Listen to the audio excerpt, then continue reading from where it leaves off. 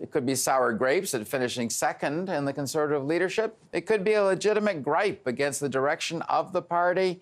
Either way, Maxime Bernier has launched a party of one and is calling it the People's Party of Canada. Let's get a taste of what that means from the man who will be its leader. For too long, Canadian politics has been hijacked by interest groups, cartels, lobbies, and international organizations, corporate or union interests, and the interests of politicians and bureaucrats in Ottawa who are disconnected from ordinary citizens. This is why government never stops growing, taxes and regulation never stop increasing, the Liberal government is out of touch and out of control. The People's Party of Canada will fight for the same fundamental values that I have put forward during my leadership campaign last year: individual freedom and personal responsibility, respect and fairness. I'm not looking to have the support of my former colleagues. I respect their position. I didn't call them, I didn't ask them for their support, and I don't have time for that, actually. The politicians, they try to please everybody. And when you want to please everybody, you won't please everybody.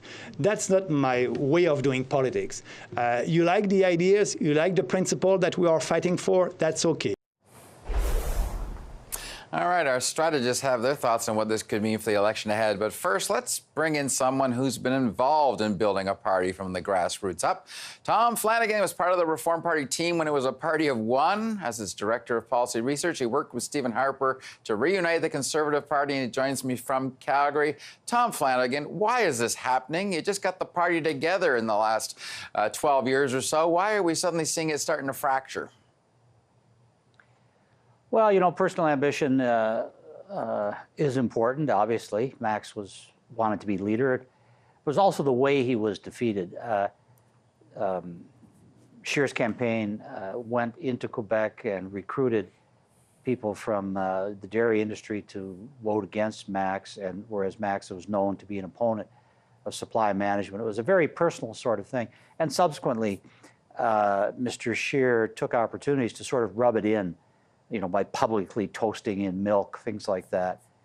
In a broader sense, it's a problem for the Conservatives because they now find themselves rallying around the Liberals to defend supply management, and the Liberals are trying to turn this into a great patriotic cause against the big bad United States.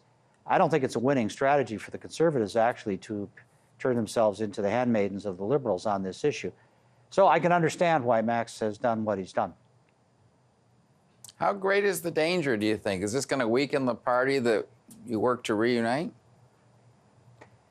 You know, at first I tended to dismiss it. I was thinking about how hard it was to build the Reform Party and how it took years to do the grassroots organization. But the more I've thought about it, the more I'm thinking that we're in a new age now where the internet and social media are reducing the cost of communication and organization. So to have a political party now, you don't really have to have a national organization. You have to get registered as a party. That just requires getting 250 supporters. You have to raise some money, which Max has already done. You don't have to have constituency organizations. You know, you can run for office as an independent. You just have to get 100 supporters and file the nomination papers.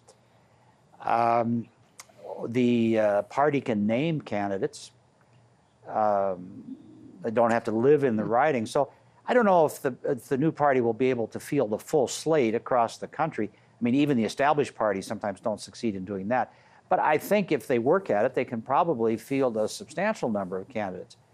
What can they achieve? Well, compared to the Greens, I think Max has a good chance of getting reelected. He's very popular in Beauce. He's been there a long time, is well known. His father held the riding before him. So, you know, maybe they could elect one person and get 2 or 3% of the vote nationwide. That's enough to become part of the scene, you know.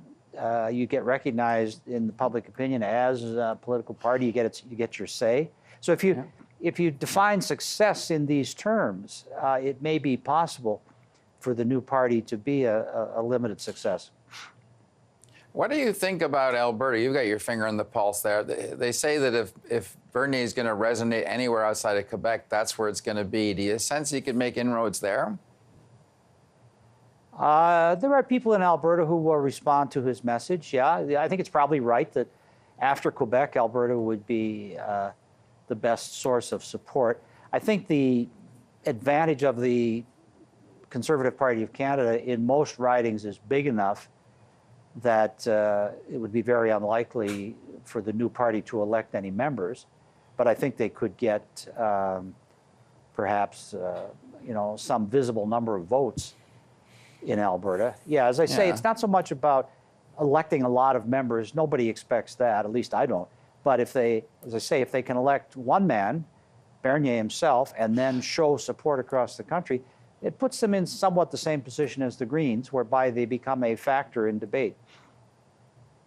Okay, Tom, I'm also out of time. Quickly on this one, I mean, Mulroney was saying just the other day, he said, when Manning divided the Conservative vote, we gave 13 years of power to Chrétien and Martin. Isn't that what's at stake here? Well, potentially, but I don't think right away. The vote share that the People's Party can get, I don't think is anything like what the Reform Party did. You have to remember the Reform Party had a regional base, and so it became a force in the West and then subsequently in rural Ontario. To the extent that there's a regional base for the People's Party, it might be in certain parts of Quebec, but the Conservatives are not strong there anyway. So, yeah, perhaps some Conservative candidates might be defeated because a small share of their vote goes away, but I think it's going to be small in its impact. I think the problems of the Conservative Party are actually bigger if these rumors are true that the Liberals are planning to run a great patriotic campaign against Trump, and if the Conservatives are sort of signing on to that, that makes them a junior partner, and that never turns out well for a political party. So I think they actually have a bigger problem than Max Bernier. Okay, that's an interesting observation. Tom Flanagan, thanks for joining us. Always appreciate your observations. Okay, Don.